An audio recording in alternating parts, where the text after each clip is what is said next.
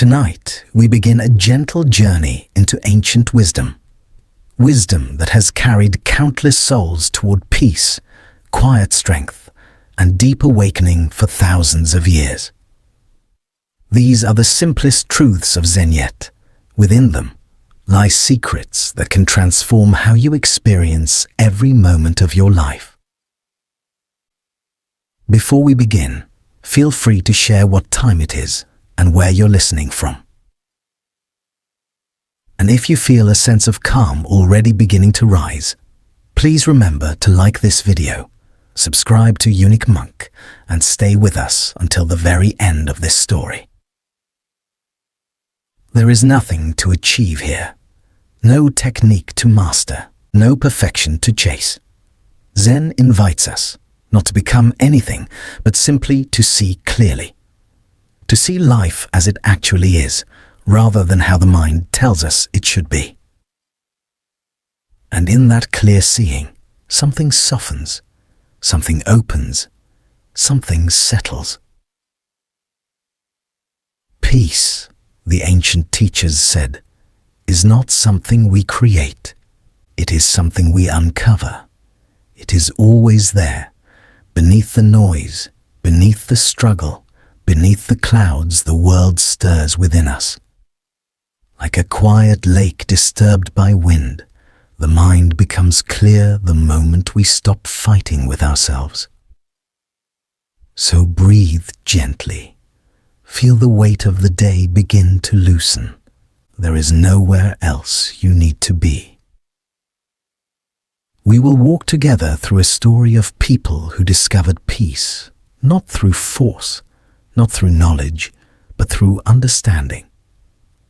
And as we walk, the path itself will teach what needs to be known. Thank you for being here. Let us begin. The three truths. The Buddha taught three fundamental characteristics of existence. Three truths that, when understood deeply, become gateways to real freedom. The first of these truths is impermanence. In the language of the Buddha, it is called uninterrupted truth that everything changes and nothing remains the same even for a single moment. We all know this, of course. Seasons shift, bodies age, friendships transform, life moves, life flows. But knowing with the mind and understanding with the heart are not the same. When we truly see impermanence, not as a thought, but as the living reality of each breath, something profound awakens within us. We stop trying to hold life still. We stop fighting what naturally wants to move. And the moment we stop resisting change, we touch a kind of peace that cannot be taken away. Impermanence becomes a teacher, not an enemy, for it is the force that allows everything to renew, to grow, to begin again. And so, let us step into a story that shows how this understanding can turn even deep loss into profound freedom. The story of Master Ryojin. In the mountains of ancient Japan, there lived a Zen master named Ryojin. For more than 40 years, he had dedicated his life to collecting sacred teachings. His monastery housed one of the most extraordinary libraries in the entire region. Shelves carved from fragrant cedar wood rose from floor to ceiling. Silk-wrapped scrolls rested like sleeping treasures, each containing wisdom carried across centuries. At sunrise, gentle light filtered through rice paper windows and settled upon the ancient texts, illuminating them with a soft golden glow. Master Ryojin loved this library more than anything else in the world. Every morning, long before the other monks awoke, he would enter the room quietly, light a small candle, and begin reading. He copied teachings by hand, studied rare manuscripts, and guided students who traveled long distances to seek his knowledge. He believed it was his duty to protect these teachings from time, decay, and forgetfulness. He was their guardian. and the monks admired him for it.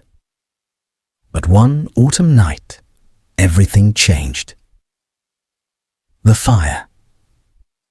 A fire began in the kitchen while the monastery slept.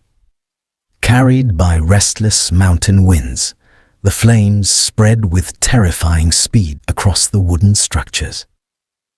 By the time anyone awoke, smoke filled the corridors and the fire had already reached the library. The monks rushed out, helping one another to safety. There was no time to save anything else. The library burned like a dry forest struck by lightning. Scrolls, manuscripts, sacred words, 40 years of devotion turned to ash within minutes. When morning came, the monks gathered in stunned silence. The monastery was gone. Everything they had known was reduced to blackened ruins. The younger monks searched anxiously for Master Ryojin, expecting to find him devastated. After all, this library had been his life's purpose. But they found him sitting calmly on a large stone near the fallen temple gate. He was watching the rising smoke with a peaceful expression, as if he were witnessing nothing more than passing clouds.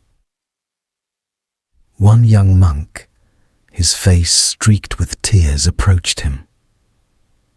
"Master," he whispered, voice trembling, "how can you sit so calmly? Everything is gone. All the teachings you collected, a lifetime of work gone in a single night. How does this not break your heart?" Master Ryojin looked at him with warm, gentle eyes. He patted the stone beside him. The young monk sat. The master spoke softly. "My dear child, those scrolls contained beautiful words about truth, but they were not truth itself. I spent so many years protecting the fingers that I forgot to look at the moon they were pointing toward."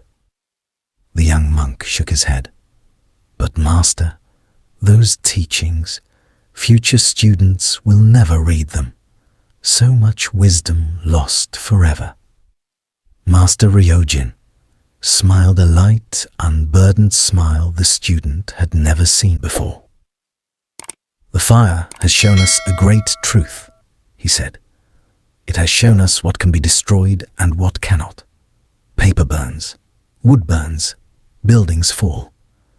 But the truth those scrolls pointed to cannot be touched by fire."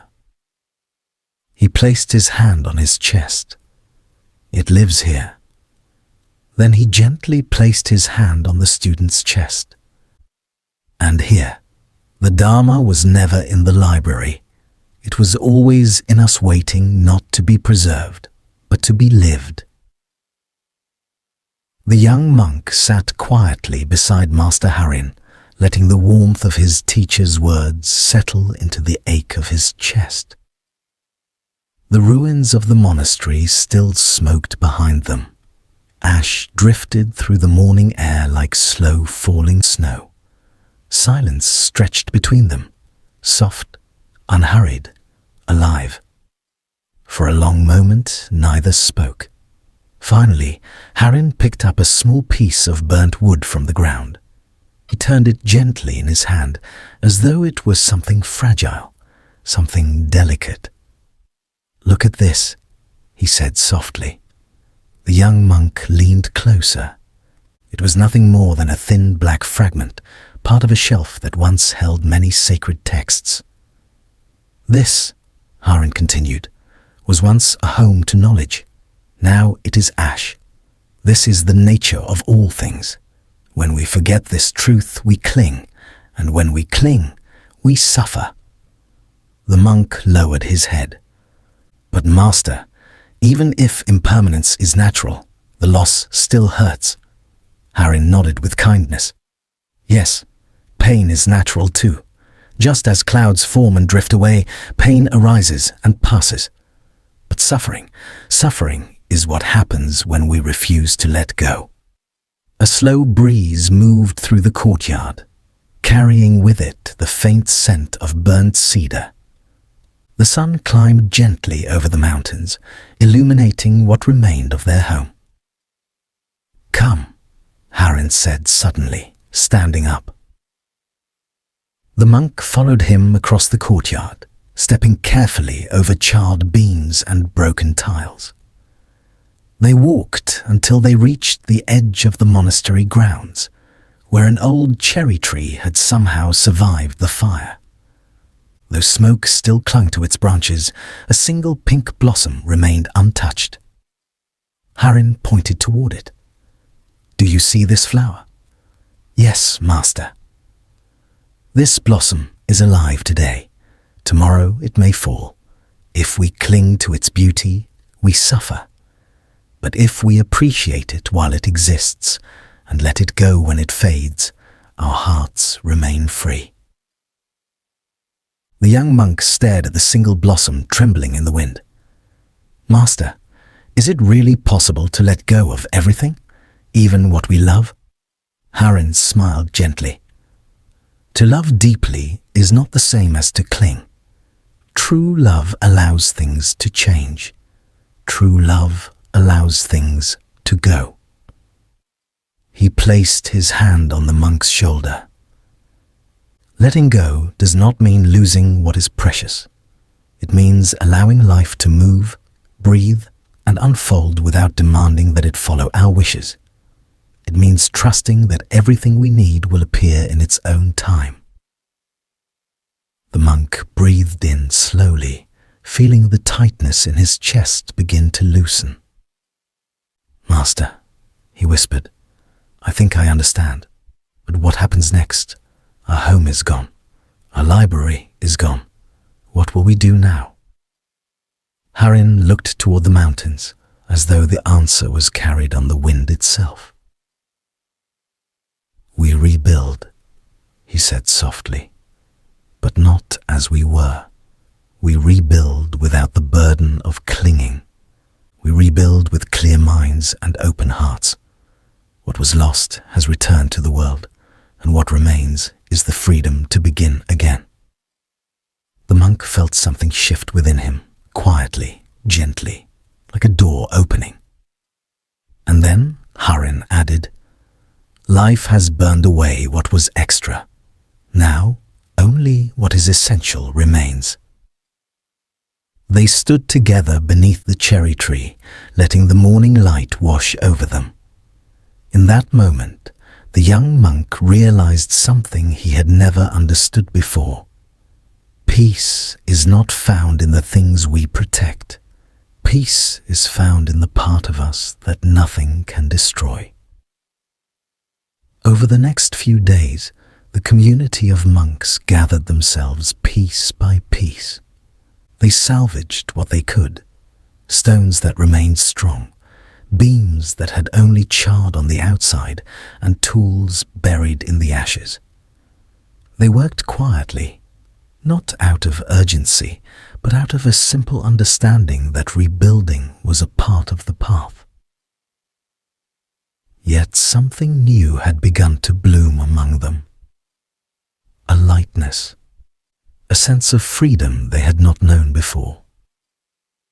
Without the heavy library to protect, without the constant worry of preservation, the monks found themselves spending more time in silence, in nature, in stillness. They listened to the wind. They watched the shifting sky. They practiced their meditation, not for knowledge, but for understanding. And every morning, Harin would call them together for a teaching under the surviving cherry tree. On one such morning, he looked at his students and said, "There is a teaching older than words, older than any scripture.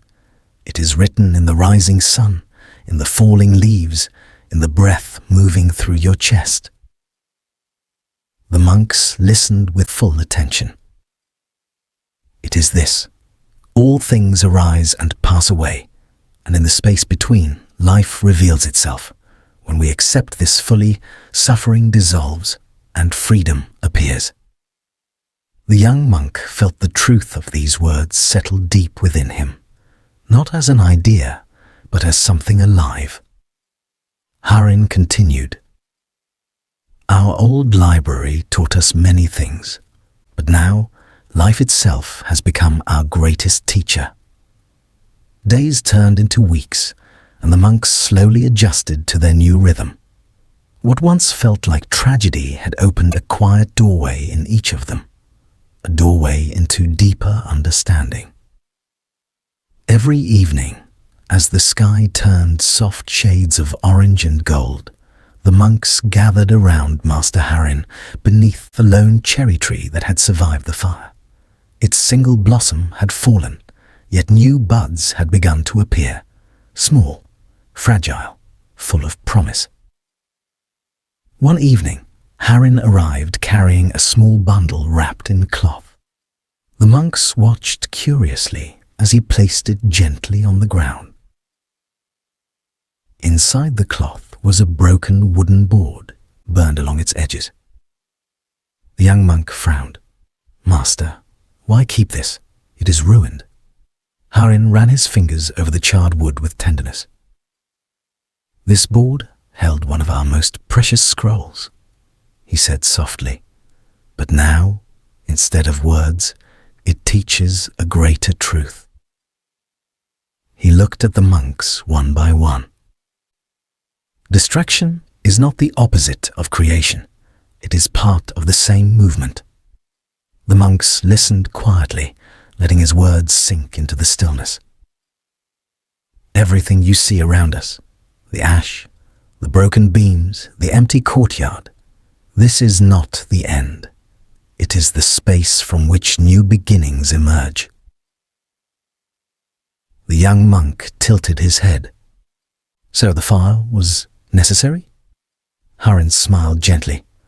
Nothing in life is either necessary or unnecessary. It simply is. But if we look deeply, everything becomes a teacher. He lifted the burned board. This piece of wood shows us something important. What is written on the surface of life can be erased, but what is learned in the heart remains forever. The young monk felt a warmth spread in his chest. Master, he whispered, I feel as if the fire has changed all of us. Harin nodded. Yes, loss has a way of softening the places inside us that were once hard. It removes what we no longer need. It reveals what was always true. He paused, then added, Life is always burning away something, an old belief, an old fear, an old attachment. When we welcome this process instead of resisting it, we discover peace. A hush fell over the group. The sun dipped lower. The wind whispered through the mountains. Then Harin spoke again, his voice as gentle as falling rain. Tonight, I want to tell you a story. The monks leaned forward. It is about a woman named Senna, who lived many years ago in a small village at the edge of a forest. Senna had only one possession she treasured, an old clay bowl passed down through generations of her family. She believed it brought good fortune, so she protected it carefully, polishing it, keeping it hidden, worrying something might happen to it. The monks listened closely. One day, while washing the bowl near the river, her foot slipped on a stone. The bowl shattered into pieces. A collective breath escaped the monks. Senna fell to her knees and cried. The one thing she had cherished above all else was gone.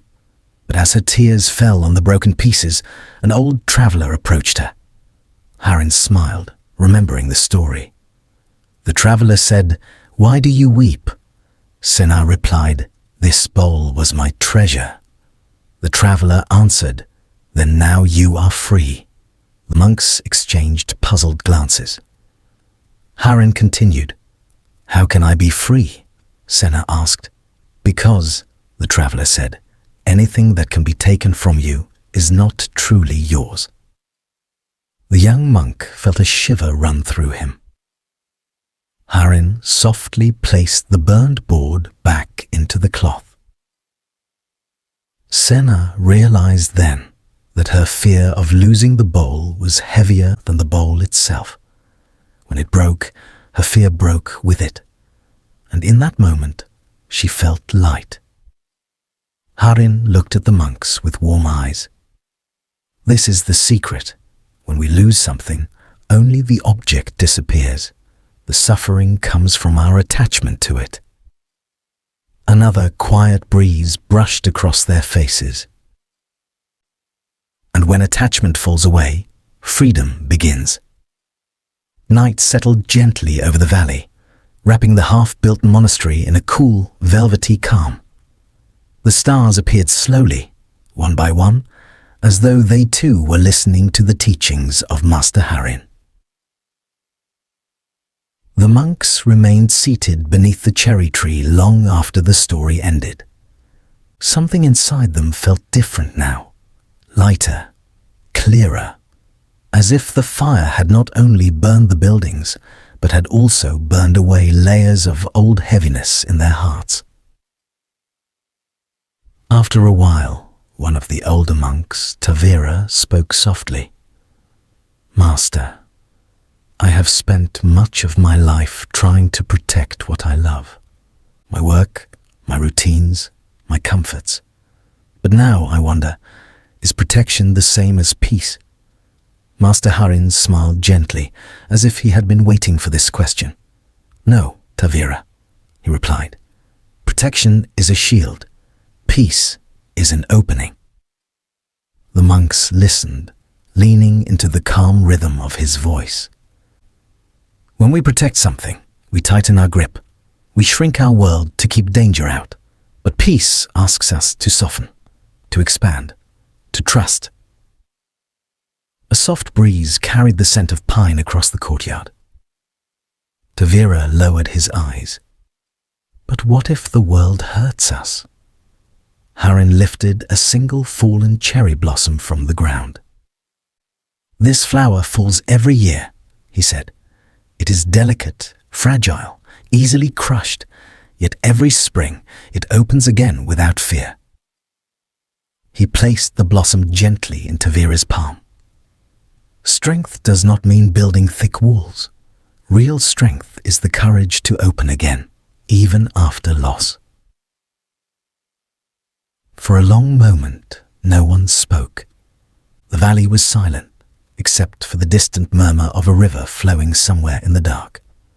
Finally, the young monk, still processing the earlier story of Senna and the broken bowl, whispered, "Master, why does it feel like losing things teaches us more than keeping them?" Harin breathed deeply, as though drawing in the entire night sky. "Because," he said slowly, "when we lose what we cling to, we are returned to who we truly are." He pointed toward the smoking remains of the old library. "You see ashes, but I see space. I see possibility. I see a new beginning arriving quietly, like dawn after a long night." The monks followed his gaze. The once grand library was now nothing more than scattered charcoal, broken beams, and the faint smell of burnt cedar. Yet somehow it no longer looked tragic. It looked open, like a field waiting for seeds. Harin continued, "You may not realize it yet, but this fire has planted something inside each of you, a seed that will grow into wisdom." The young monk asked softly, "What kind of wisdom, Master?" Harin closed his eyes and spoke with the softness of a drifting cloud. "The wisdom of letting go, the wisdom of beginning again, the wisdom of trusting the movement of life." He opened his eyes, calm and steady. "Every ending is a teacher, every loss is a doorway, every change is a call to awaken." The monks felt the truth of his words settle into their bodies like warm tea. The night deepened. Crickets began singing. A quiet stillness wrapped itself around the group. Harin stood slowly, his robe catching the soft glow of moonlight. "Tomorrow," he said, "we will begin rebuilding, not the library, but ourselves." He bowed gently to the monks. "And in rebuilding ourselves, we will discover something far more valuable than old scrolls or ancient shelves." He turned toward the darkened hillside path. "We will discover a peace that cannot burn, a truth that cannot be lost, a wisdom that cannot turn to ash." Soft golden light touched the mountains first, then the rooftops, then the courtyard where the monks had gathered before sunrise. A gentle mist hung over the grounds, as if the world itself was waking slowly, stretching, remembering its own stillness. Master Harin walked into the courtyard with his usual calm steps. His presence alone seemed to soften the air. The monks bowed as he approached, and he smiled with a warmth that felt like morning sunlight. "Today," he said softly, "we begin not with rebuilding, but with seeing." The younger monks exchanged confused glances, but Harin continued, "Before you rebuild a structure, you must understand the ground it stands on. Before you rebuild your life, you must understand the mind that shapes it." A light breeze rustled the trees. "Come," Harin said gently, "there is something I want you to see." The walk to the terraced fields. The monks followed Harin through a narrow mountain path that wound behind the monastery. The earth smelled of dew and pine. Birds began their morning calls, filling the valley with a quiet music. After some time, they reached the terraced fields, wide stepped layers carved into the mountain where the monks grew their vegetables. But today the fields looked different. At first glance, they seemed untouched by the fire, but the monks soon noticed something else. Between the rows of vegetables, between the stones of the walls, between cracks in the dry soil, new green sprouts were growing, dozens of them, maybe hundreds. Some tiny, some taller, some so delicate they trembled with the wind. The young monk gasped, "But master, we did not plant anything here." Harin smiled. "No, we did not. Yet life plants itself." He knelt beside one of the small sprouts and traced a finger gently along its leaf. Seeds travel on the wind. They hide in the soil for years. They wait for fire, rain, cold, and darkness. And then, when the moment is right, they awaken. He stood and looked over the field. Fire destroys, but it also clears the old brush. It opens the earth. It prepares the ground for new life. The monks began noticing sprouts everywhere now, between stones, along the path, near fallen branches. "It is the same with your mind," Harin said softly. "Loss clears the ground, change shakes the soil, and from that bare, broken earth, something new begins to rise." The young monk whispered, "A new self." Harin shook his head gently. "No, not a new self, a true self, the part of you that was always waiting beneath the clutter." The lesson of the untouched seed. Harin motioned for the monks to gather around a small patch of earth. There, almost hidden, was a tiny seedling so fragile it looked like a thread of green silk. "Look at this seedling," Harin said. "It has no strength, no protection, no certainty." He paused. "Yet it grows." He let the silence settle before continuing. "It does not wait for perfect conditions. It does not worry about storms or stones or wandering animals. It does not plan for tomorrow. It simply rises, because that is its nature. The monks listened, letting the words sink deeply. You too, Harin said gently, have a nature that wants to rise. It is quiet. It is patient. It is waiting beneath the ashes of everything life has burned away. He looked toward the sky where sunlight finally broke through the morning clouds. All you must do is not stop it. A moment of transformation. A deep, peaceful silence filled the terraced fields. One by one, the monks closed their eyes, not by instruction, but because something inside them felt full, whole, still. They breathed in the scent of fresh earth. They breathed out the heaviness they had been carrying. For a moment, everything felt simple. Just breath, just earth, just sunlight, just being. Harin watched them with a soft smile. Today, he said quietly, we rebuild nothing. The monks opened their eyes, surprised. Today, we simply notice what is already rebuilding itself. He pointed again to the newborn plants. Life is already rising. You must learn to rise with it. The monks remained in the terraced fields long after Master Harin finished speaking.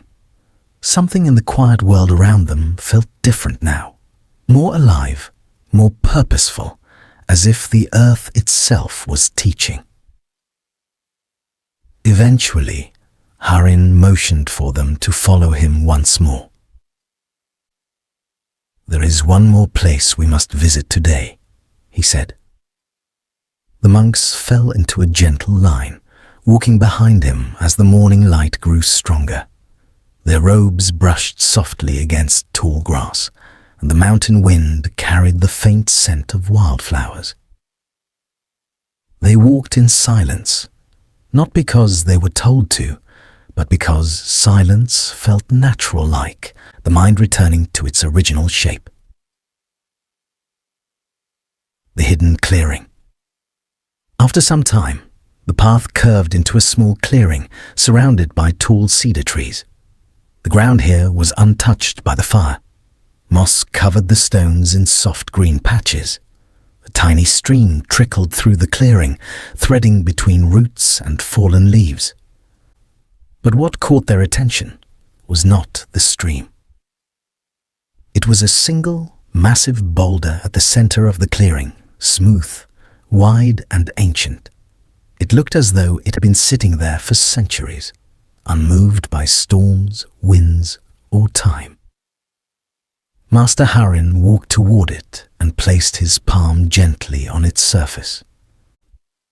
This rock, he said softly, was here long before any monastery, before any scroll, before any teacher or student who ever walked these mountains. A few monks nodded, but Harin continued, and long after all of us are gone, this rock will still remain. The young monk asked, Master, why have you brought us here? Harin turned to face them. Because the rock teaches a different kind of wisdom, a wisdom about the things that do not change. He tapped the stone lightly with his knuckles.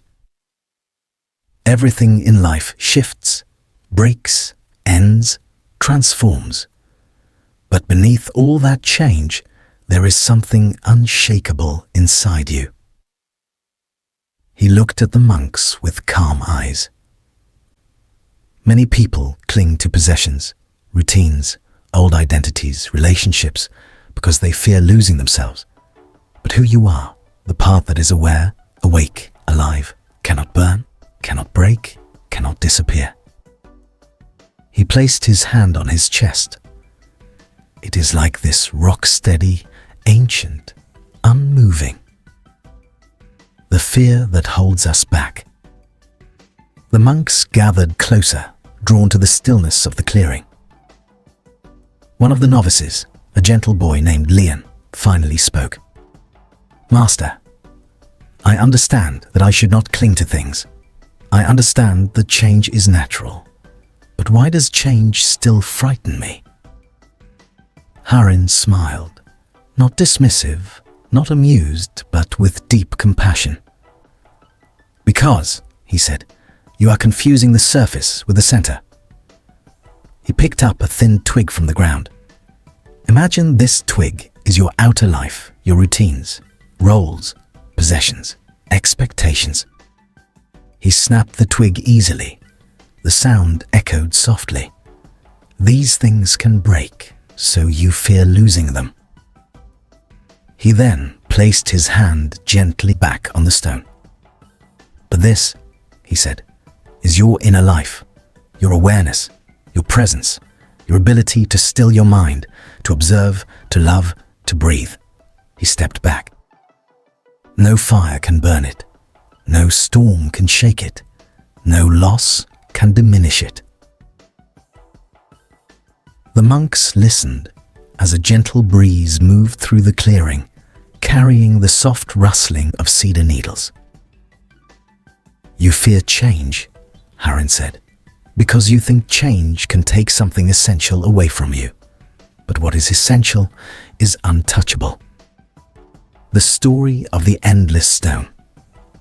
To help them understand more deeply, Harin shared a story. "Long ago," he began, "there was a traveler who wandered through these mountains seeking direction. He believed his life had fallen apart, his work, his family, his dreams, all shattered." The monks listened closely.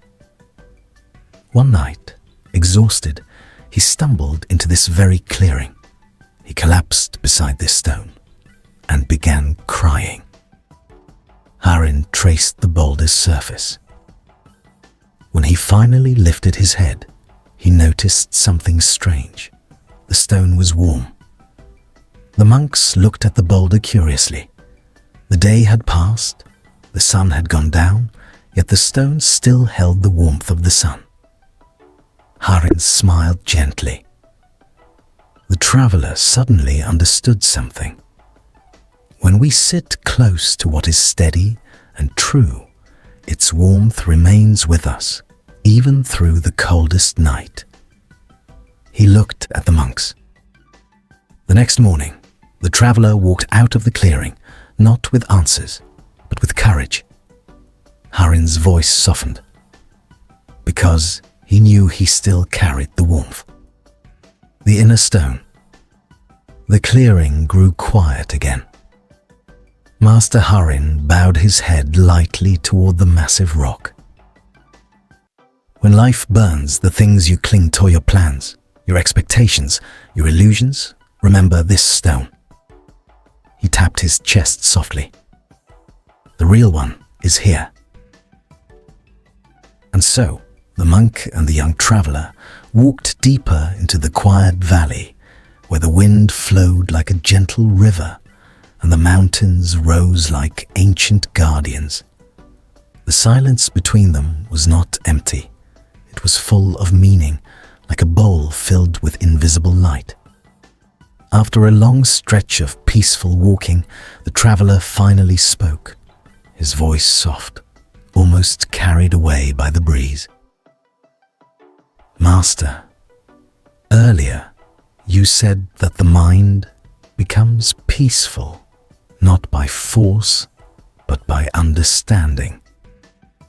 But how do I understand something I cannot see? My thoughts are invisible. They come without warning. They disappear without control. How do I understand something so wild?" The monk smiled, the kind of smile that reveals no teeth, only warmth. He picked up a small feather that had fallen from a bird high above. Holding the feather gently between his fingers, he said, "Thoughts are like this feather, light, fragile, easily moved by the smallest wind. If you try to push them away, they scatter everywhere. If you try to hold them tightly, they crumble." He opened his palm. The feather rested quietly. But if you simply let your hand stay open, the feather stays, without struggle, without force.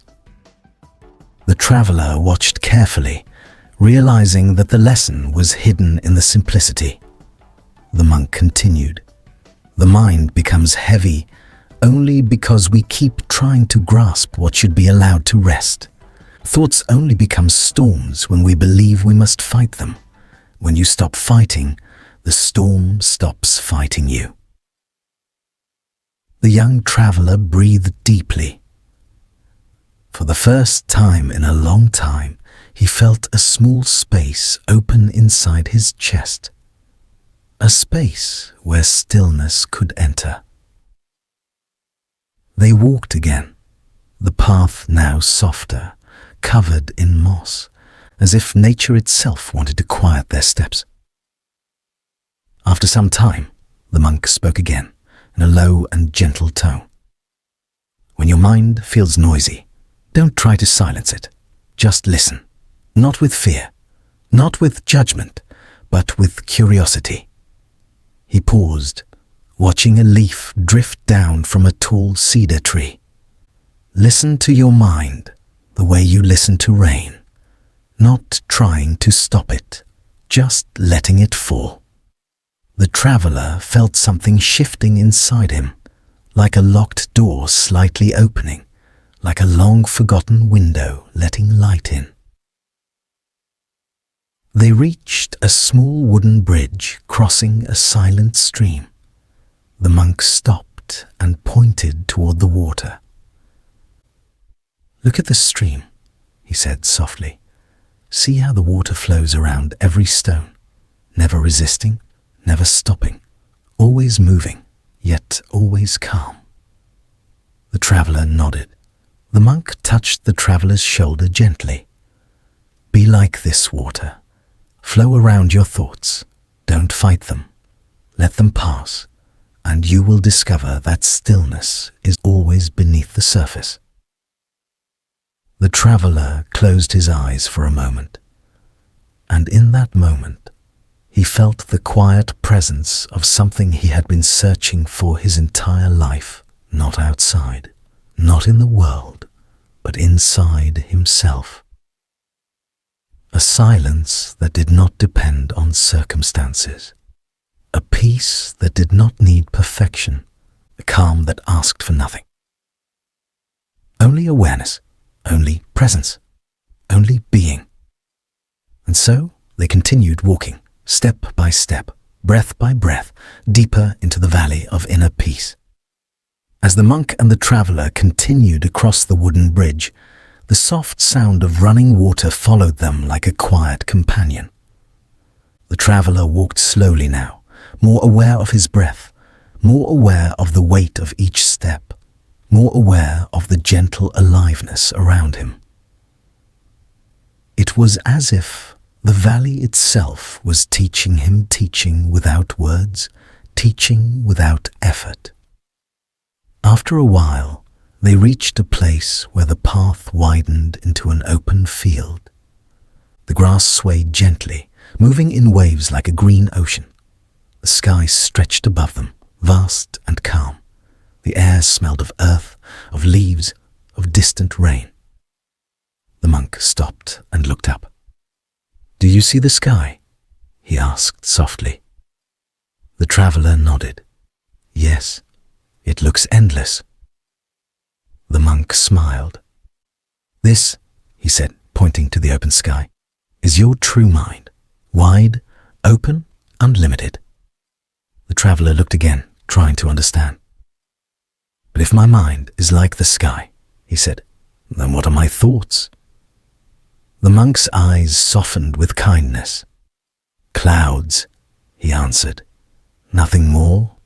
They come, they go, they change shape, they drift. But no matter how many clouds appear, the sky is never harmed." The traveler breathed deeply as he absorbed the meaning. The monk continued. "When thoughts gather, your sky becomes hidden, but the sky is still there, always, even behind the heaviest clouds." The traveler watched the sky for a long moment, imagining his mind as that vast space, something bigger than his worries, bigger than his fears, bigger than every thought that ever troubled him. After a few minutes, he spoke with a softer voice. "Master, why do we forget this? Why do we forget the sky and get lost in the clouds?" The monk chuckled gently. "Because we look too closely at the clouds," he said simply. "We forget to step back. We forget to look up. We forget that clouds are temporary." He touched the traveler's chest lightly. When the heart becomes tight, the sky feels small. But when the heart relaxes, even for a moment, the sky expands again. They continued walking, moving slowly through the sea of grass. Every step felt different to the traveler, now lighter, easier, more peaceful, as if each step was being placed on soft earth, not outside him, but inside him. A soft breeze touched his face, and suddenly he found himself smiling without reason. The monk noticed and said, "Ah, the beginning of real peace.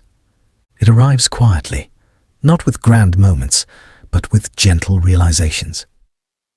The traveler nodded, feeling that truth deeply. As they reached a small hill, the monk climbed to the top and sat down. The traveler joined him. From there, they could see the entire valley, the river, the bridge, the mountains, the open sky. Everything looked calm. Everything looked connected. Everything looked alive. The monk closed his eyes and said, "When you feel lost, sit like this, somewhere quiet. Breathe slowly. Feel the ground beneath you, and remember, your thoughts are not you. Your thoughts are only weather. You are the sky." The traveler closed his eyes too, and for the first time, he didn't try to stop his thoughts. He simply let them be floating, drifting, dissolving. And beneath all of them, he felt a gentle stillness, a stillness that had always been there waiting for him. The monk spoke again, his voice a soft whisper carried by the wind. "When you understand this, you no longer need to chase peace. Peace begins chasing you." The traveler smiled again. And together, they sat in silence, a silence that was not empty, but full of presence, full of quiet understanding, full of the gentle truth of being. The monk and the traveler remained seated on the small hill for a long time, allowing the valley's silence to slowly sink into them. The sun had begun its gentle descent, painting the sky with soft strokes of gold and rose. The wind had grown cooler, carrying with it the scent of distant pine trees and the faint whisper of evening birds. After a while, the traveler opened his eyes and gazed across the vast valley. "Master," he said softly, "it feels peaceful now. But what about when I return to my life, when work, people, worries and noise surround me again? Won't this peace disappear?" The monk smiled with understanding, as if he had heard this question 1,000 times. He picked up a small pebble from the ground and held it out in his hand. "Tell me," he said gently, "what is this pebble?" The traveler replied, "It's a small stone." The monk nodded. "Now place it in your palm." The traveler did. "Does it feel heavy?" the monk asked. The traveler shook his head. "No." "Now imagine," the monk continued, "holding it tightly, closing your fist around it with all your strength." The traveler squeezed it hard. "Does it feel heavy now?" the monk asked again. The traveler nodded slowly. "Yes, it feels heavier." The monk looked at him with soft eyes. "That," he said quietly, "is how life becomes heavy. Not because of the stone, but because of how tightly we hold it." The traveler loosened his grip, letting the pebble rest in his open palm again. It felt light, almost weightless. The monk continued, "Life's problems are like this stone. If you hold them too tightly, with fear, with tension, with constant worry, they will crush your peace. But if you hold them gently, without fear, they lose their weight." The traveler looked toward the horizon, absorbing the simplicity of the lesson. "So peace does not disappear," he whispered. "We just stop holding it." The monk smiled. "Peace never leaves you," he said. "You are the one who walks away from it. And when you forget, simply return not to a place, but to yourself." The traveler closed his eyes again, letting the monk's words settle in the quiet space inside him. A few moments passed, filled with the soothing sounds of nature, the rustling grass, the distant flowing river, the soft hum of insects preparing for night. Then the monk rose slowly, stretching his arms as the last sunlight touched his robes. "Come," he said. "There is one more lesson waiting for you." They began walking down the hill, following a narrow path that curved like a gentle ribbon through the valley. The ground beneath them felt warm from the sun's touch, and the world seemed softer, almost dreamlike. After some time, they reached a small lake hidden between tall trees. The water was perfectly still, like a mirror holding the sky. The monk knelt by the water's edge.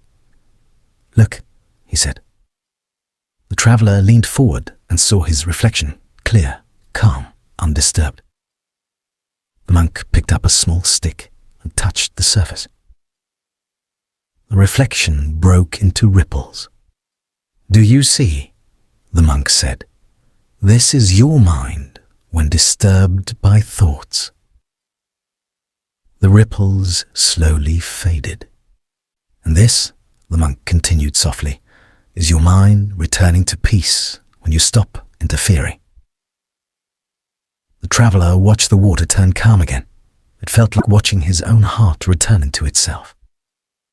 "Master," he said quietly, "is peace really this simple?"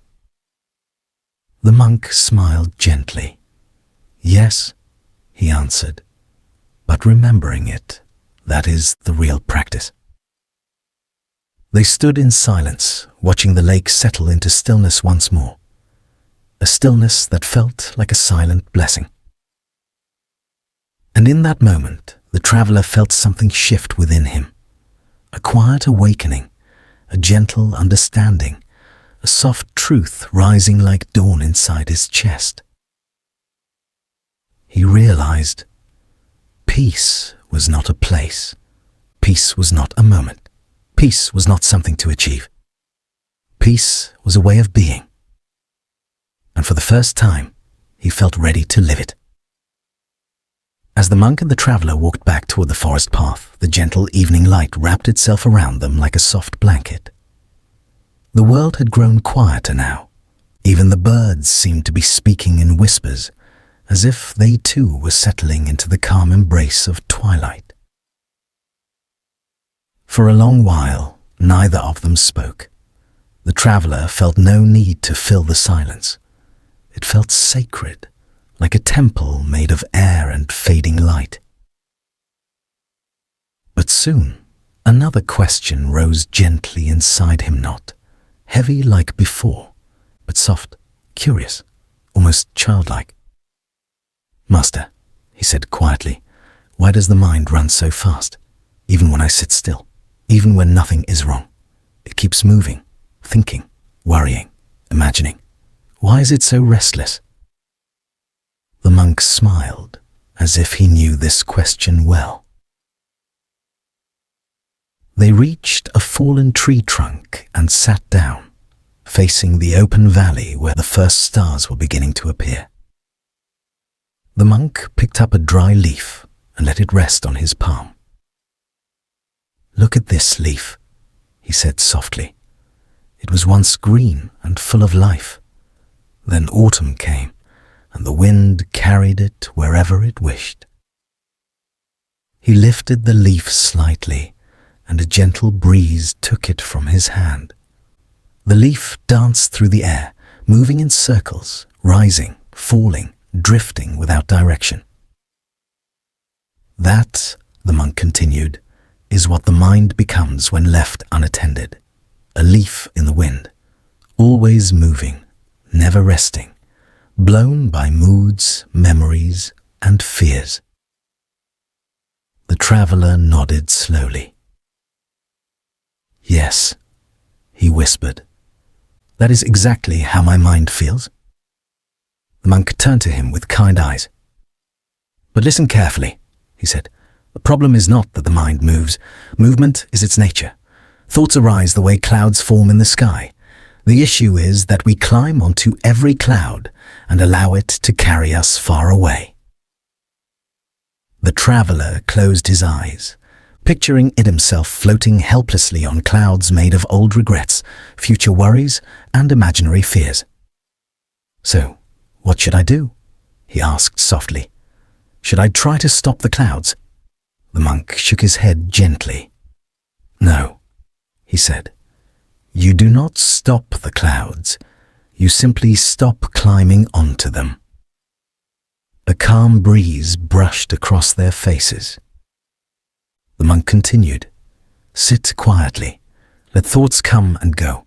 Watch them, but do not follow them. Let them rise and let them dissolve." The traveler listened deeply, letting each word settle inside him like seeds. "Master," he said, "is that how you stay peaceful?" The monk smiled. "I am peaceful, not because my mind is empty," he replied, "but because I no longer chase what appears inside it." They sat together in silence again, the last golden light slowly fading behind the mountains. After a while, the monk stood up and motioned for the traveler to follow. "There is someone you must meet tonight," the monk said with a mysterious softness in his voice. The traveler looked at him curiously. "Who are we going to meet at this hour?" The monk began walking, his steps slow and steady. "Someone who will teach you the most important lesson of all," he said, "but she does not speak in words." They followed a narrow trail that wound deeper into the forest. The air grew cooler. The sound of insects echoing through the trees grew louder, almost rhythmic, like a natural lullaby. After some time, they reached a small clearing where moonlight poured onto the forest floor like silver water. In the middle of the clearing stood an old woman, her back slightly bent, her hair white like snow, her presence serene and glowing. She was tending to a small lantern, trimming its wick with delicate fingers. The monk bowed to her. "This," he said softly to the traveler, "is Elder Mira, the quiet hermit of the moonlit forest." The traveler bowed respectfully. Elder Mira looked up at him with eyes that seemed older than the mountains themselves. Full of stories, silence, and deep, unwavering peace. She smiled gently and motioned for them to sit. The monk whispered, "She will show you something, not with words, but with life itself." The traveler felt a shiver of anticipation, as if the night itself had opened a new door. He sat down before the old woman, ready for whatever wisdom the moment would reveal. The traveler sat quietly in front of Elder Mira, unsure of what to expect. The moonlight had grown brighter now, spilling across the clearing like a soft blanket of silver.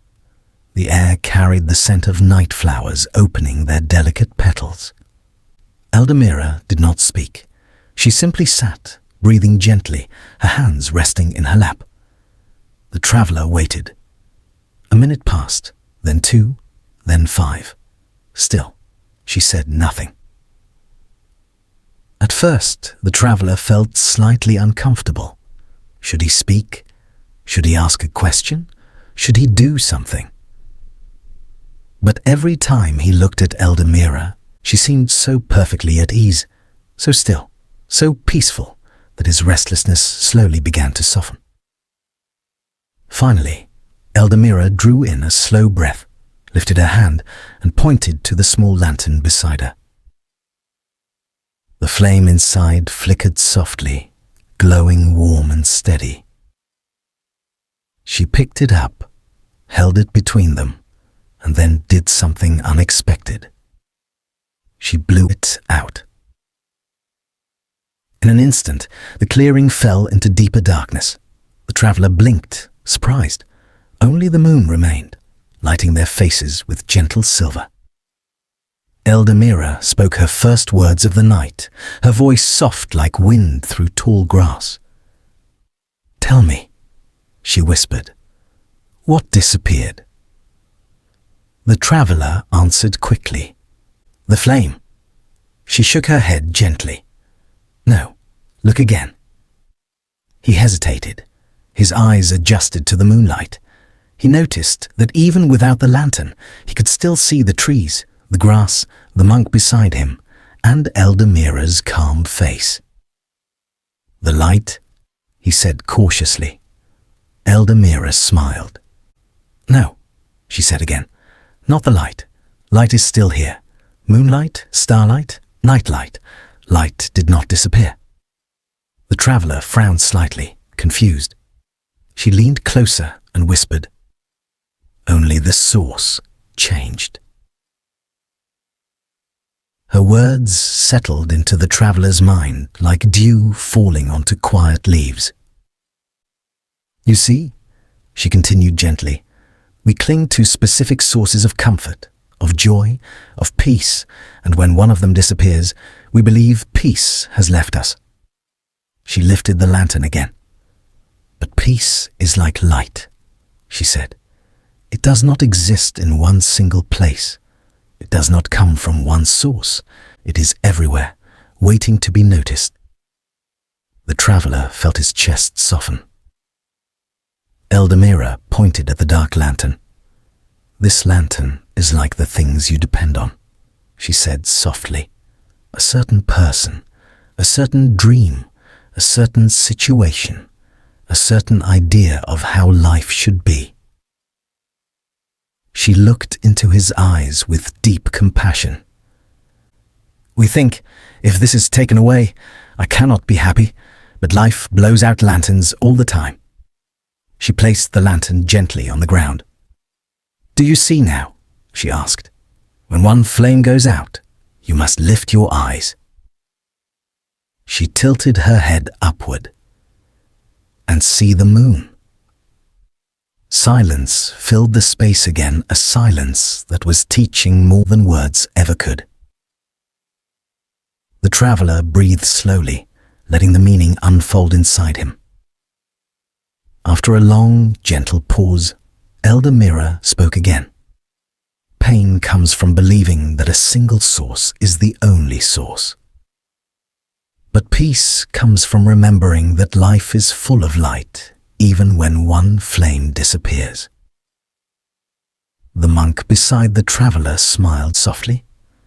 Elder Mira reached forward and placed her weathered hand on the traveller's chest.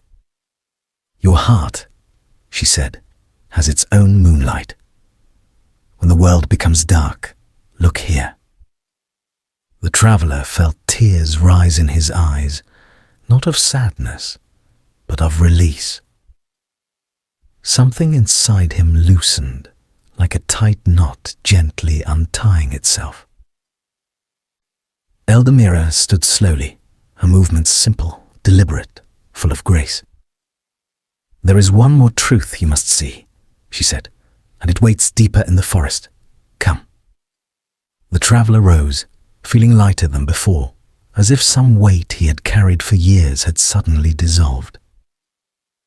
The monk and the traveler followed Elder Mira along a narrow path. The trees grew taller, the night grew quieter, the air thicker with mystery. The traveler had no idea what waited ahead, but for the first time in a long while, he did not feel afraid. He simply walked, step by careful step, toward the next lesson the forest was ready to reveal. Elder Mira led them deeper into the forest, where the path narrowed and the world grew even quieter. The night creatures whispered softly from hidden places, and the cool breeze carried the earthy scent of moss and damp soil. The traveler walked behind her, feeling a strange blend of curiosity and calm. He had expected ancient teachings to come through long lectures, wise sayings, or sacred rituals, but Elder Mira taught through stillness, silence, and simple moments that revealed deep truths. After several minutes of walking, they reached a clearing unlike any the traveler had seen before. In the center stood a single enormous tree, its trunk thick as a small house, its branches stretching so high that they seemed to touch the stars. Moonlight filtered through its leaves, creating shifting patterns on the ground. Elder Mira approached the tree and placed her palm gently against its bark. "This," she said softly, "is the Tree of Echoes." The traveler looked at the tree in awe. "Why is it called that?" he asked. Elder Mira smiled, but instead of answering, she stepped back and spoke toward the massive trunk. Only one word: peace. Her voice was soft, barely above a whisper. For a moment, nothing happened. Then slowly, from the depths of the forest, a faint sound returned. Peace, peace, peace. The traveler's eyebrows lifted in surprise. It was as if the forest itself had spoken back, not with clarity, not loudly, but with a gentle imitation of her voice. Elder Mira motioned for him to try. "Speak," she said. "Let the tree reveal something to you." The traveler stepped forward. He hesitated, then called out softly, "Joy." A few seconds passed. From far beyond the tree, the forest returned the sound. Joy, joy, joy. It came back fragile, almost like an echo carried through the wind. The traveler turned to Mira in amazement. "It echoes our words," he said. She nodded. "Yes, but it echoes something else as well." She stepped closer to him and touched his chest gently. "It echoes what is spoken here." The traveler stood still as her words sank in. Elder Mira continued, "Your mind is like this forest. Whatever you send into it returns to you." She pointed to the great tree. "When you send fear, fear comes back.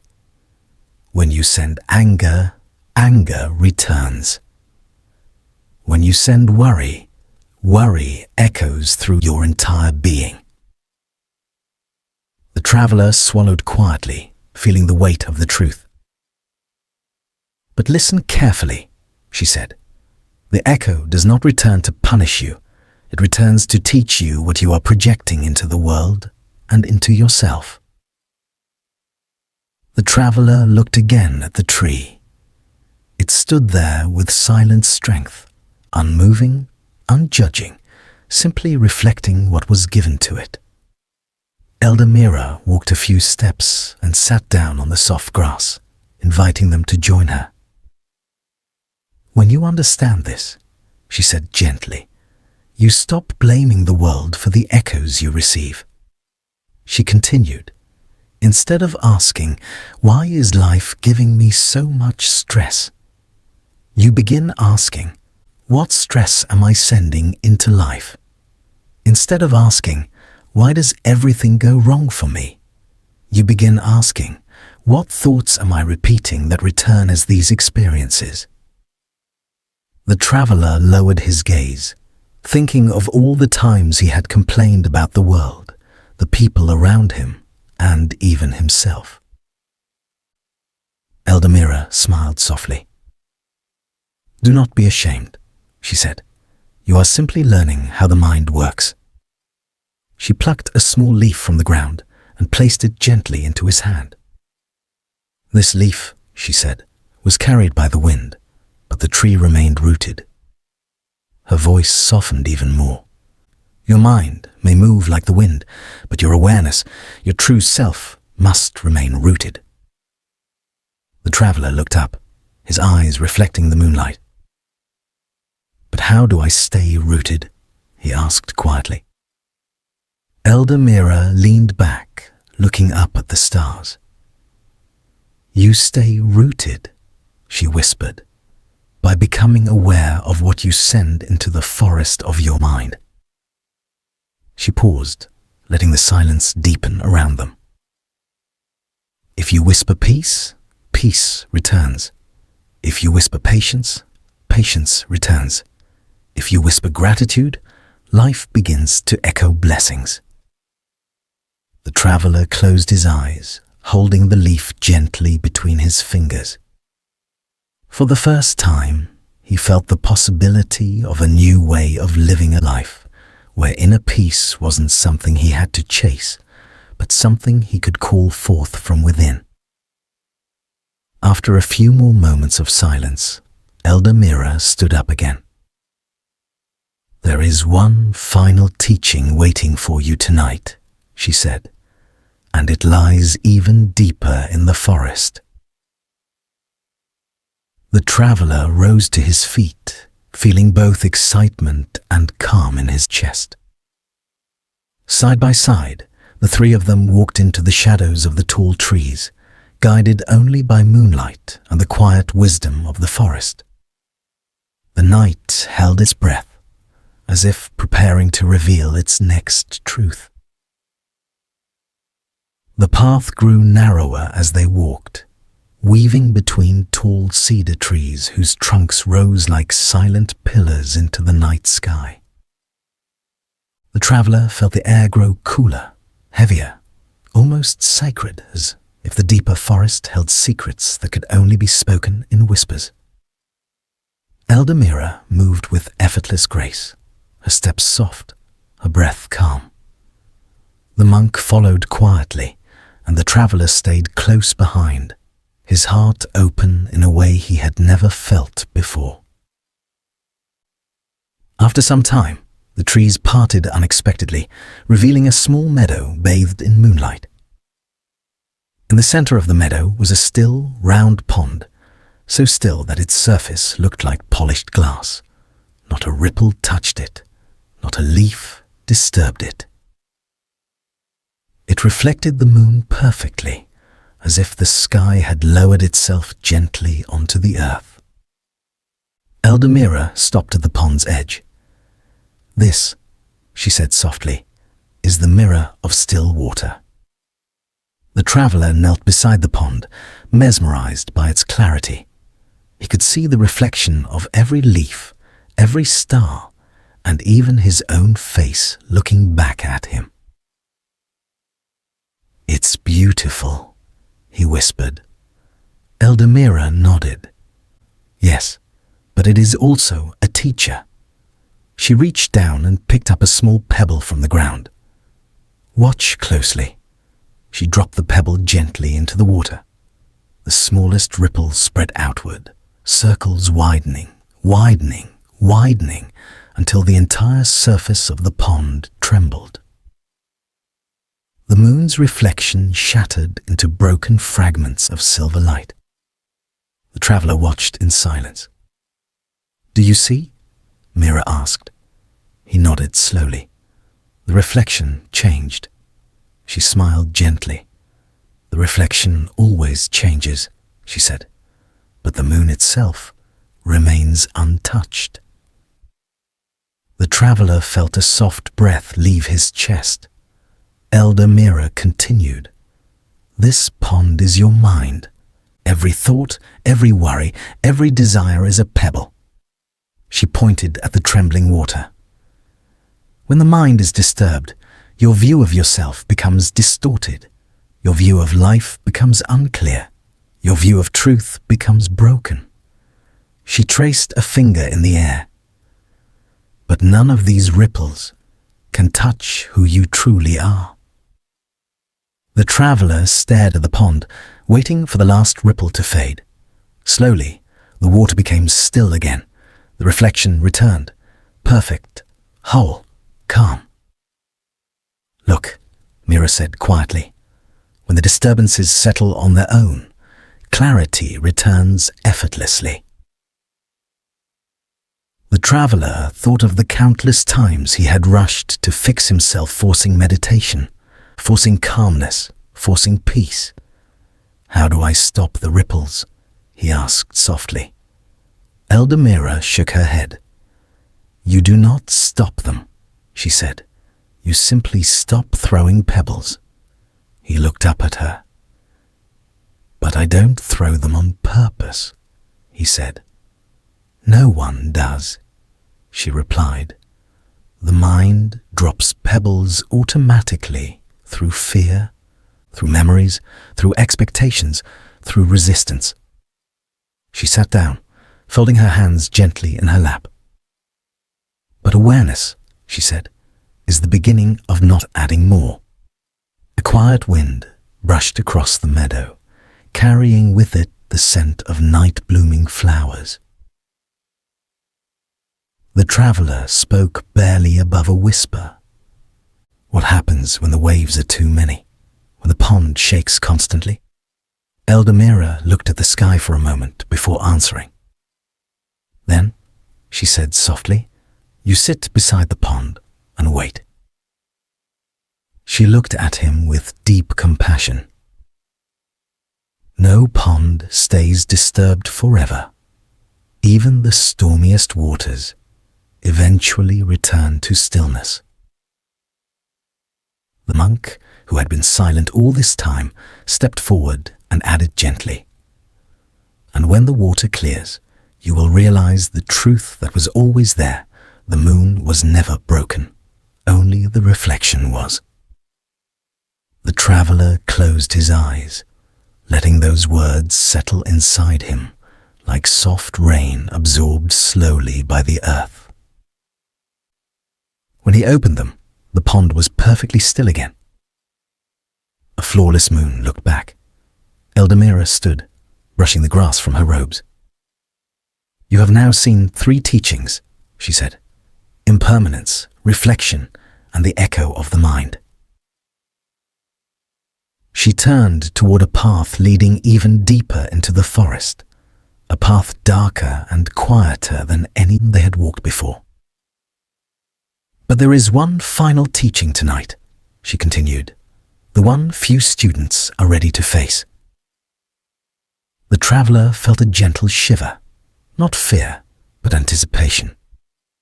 Elder Mira raised a lantern she had been carrying at her side, lighting the entrance of the narrow path. "This last teaching," she said, "lies in the place where all illusions dissolve." The traveler took a breath. The monk nodded quietly, and together they stepped onto the shadowed path, walking toward the deepest truth the night was ready to reveal. And so, as you keep walking along this quiet inner path, you begin to notice something very subtle, a soft shift, a gentle easing, as if the world within you is finally learning how to breathe again. The trees around you stand tall and silent, their leaves barely moving, yet you can feel their quiet presence guiding you forward. Each step you take is slower than the one before, not out of hesitation, but out of a newfound softness, a desire to truly feel every moment, every breath, every heartbeat. You sense the air settling around your shoulders like a warm shawl, wrapping you in a comfort you didn't know you needed until now. There is no hurry here, no pressure, no noise, just a wide, open stillness that accepts you exactly as you are. As you continue, you reach a small clearing, a circle of light that seems to fall from nowhere and everywhere at the same time. The light doesn't blind you, it warms you. It feels like the quiet embrace of someone who understands your deepest fears and your quietest hopes. You walk into the circle, letting the light touch your face, your hands, your tired spirit. For a moment, you close your eyes and you simply stand there breathing, resting, allowing everything heavy to slowly melt away. A thought rises within you, soft as a whisper. I am safe. I am supported. I am exactly where I need to be. The light pulses gently, as if acknowledging your words, as if saying yes. Stay here a little longer. There is still peace for you to receive. So you stay. Not because you are lost, but because for the first time in a while, you feel at home within yourself. And the longer you remain in that soft circle of light, the more your heart settles into a calm rhythm, steady, quiet, and unbelievably peaceful. You realize something then, something small but deeply important. This place, this feeling, this silence was never outside you. It was always within. And now, step by step, breath by breath, it is beginning to return. The longer you stand within that circle of quiet light, the more you begin to feel something shifting deep inside, not dramatically, not suddenly, but in a slow, almost invisible way, like the soft settling of dust in an undisturbed room. Your breath becomes deeper, your shoulders loosen, and a sense of gentle clarity begins to rise within you. After a while, you open your eyes and look around. The clearing feels different now, not because it changed, but because you did. You feel lighter, as though a weight you didn't even know you were carrying has started to dissolve into the soft air around you. In front of you, a narrow path appears, formed naturally by the bending grass and the soft glow of the light. It calls to you not urgently, but like a quiet invitation, a gentle suggestion to continue the journey at your own pace. You take the first step, and then another. The earth beneath your feet feels warm and alive, almost as if it recognizes you, as if it has been waiting for you to return. The forest narrows again, but this time you do not feel enclosed. You feel guided, held, supported by something you cannot see, but can clearly feel. A soft breeze moves through the trees, creating a delicate rustle that sounds almost like whispers, not words, not messages, but a kind of reassuring presence that tells you, you are not alone on this path. As you walk deeper, you notice tiny points of light floating between the branches, small, soft glimmers that drift like fireflies but glow with a calmer, cooler light. They move slowly, drifting beside you, as though keeping pace with your breath. One of them floats closer, settling briefly near your hand. It flickers gently like a heartbeat made of light. Without thinking, you raise your hand toward it. The small light hovers just above your palm, illuminating the faint lines of your skin. It stays with you for a few quiet moments, then drifts upward again, joining the others in their slow dance above the path. You feel a strange but comforting truth. This forest is alive, not just with trees and wind, but with awareness. a peaceful awareness that seems to understand your thoughts even before you do. And as you continue walking, you realize something even deeper. This journey is not about reaching a destination. It is about remembering the quiet inside you, the strength beneath the surface, the light you thought you had lost. Step by step, the forest guides you forward, and you follow without fear, without resistance, simply allowing the path to unfold before you. The path begins to widen again, not suddenly, but in a gradual, natural way, as though the forest itself is slowly opening its arms to welcome you deeper into its quiet heart.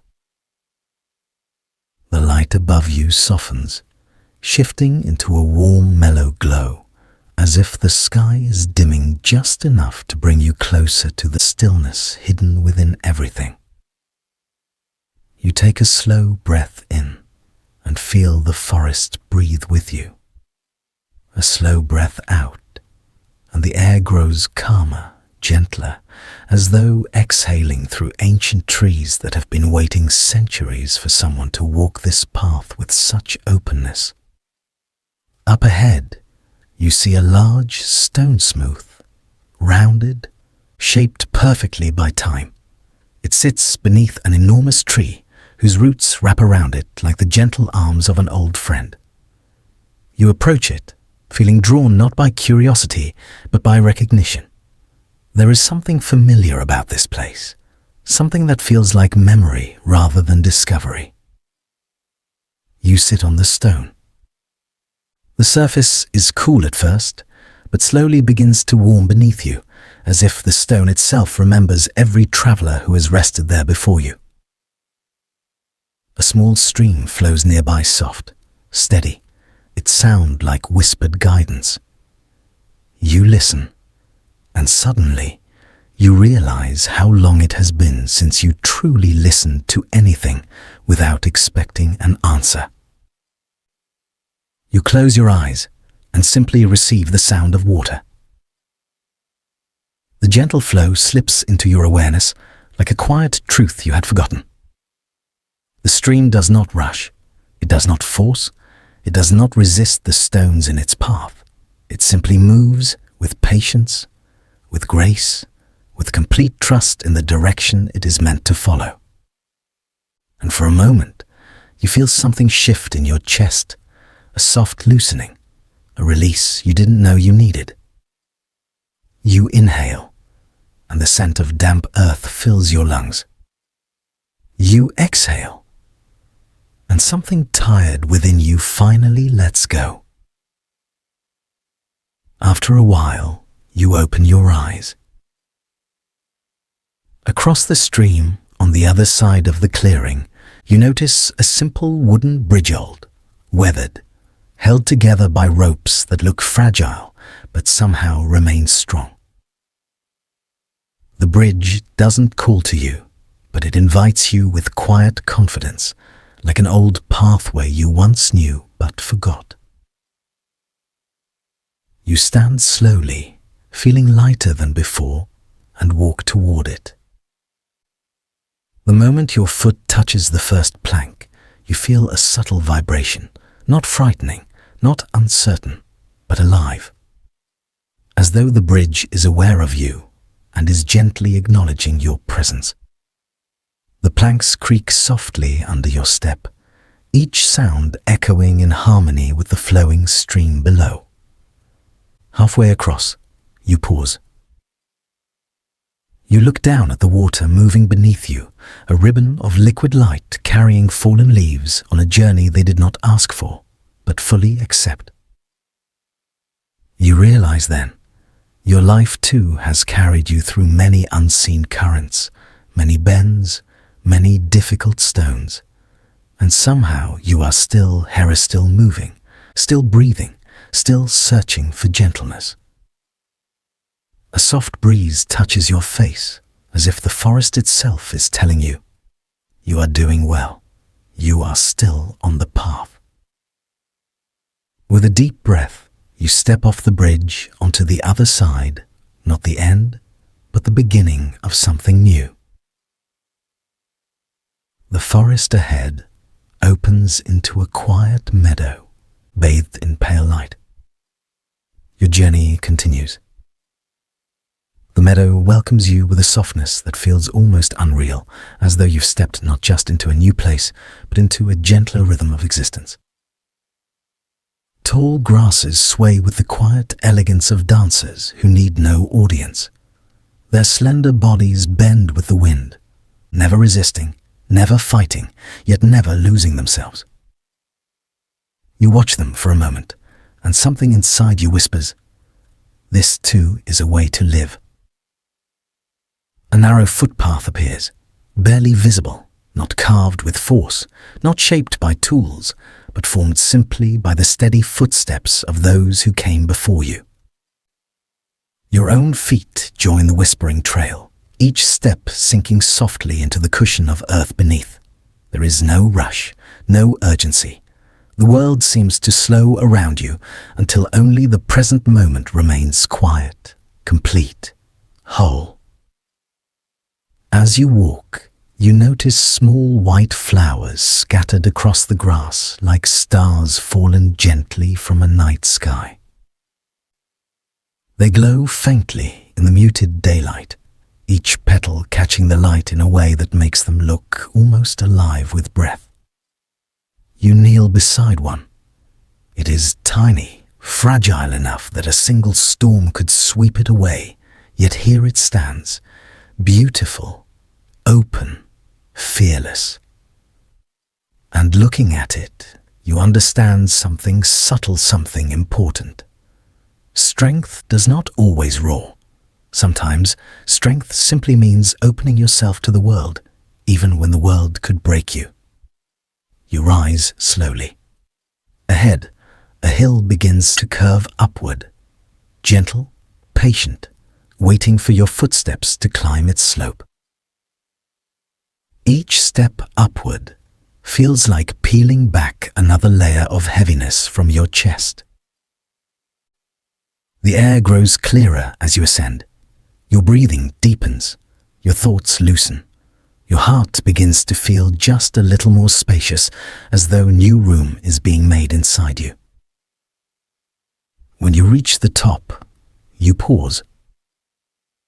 The view stretches out far beyond the meadow, far beyond the forest, a wide expanse of quiet valleys and blue-shadowed mountains resting beneath a sky that seems deeper than anything you have ever known.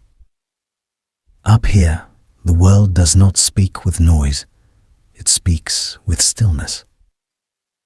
And in that stillness, you hear something you rarely hear in daily life.